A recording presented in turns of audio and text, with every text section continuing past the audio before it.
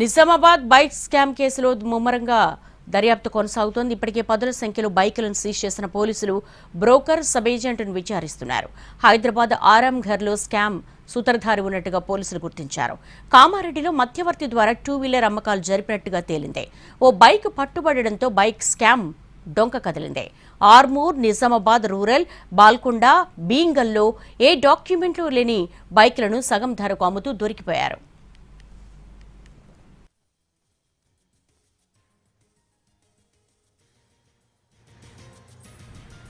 Nizamabad bike scam కేసులో దర్యాప్తు ముమ్మరంగా సాగుతోంది. ఇప్పటికే పదుల సంఖ్యలో బైకులను సీజ్ చేసిన పోలీసులు బ్రోకర్ సబ్ ఏజెంట్ను విచారిస్తున్నారు. హైదరాబాద్ ఆరాంఘర్లో స్కామ్ సూత్రధారి ఉన్నట్టుగా పోలీసులు గుర్తించారు. కామారెడ్డిలో మధ్యవర్తి ద్వారా 2 వీలర్ అమ్మకాలు జరిపినట్లుగా తేలింది.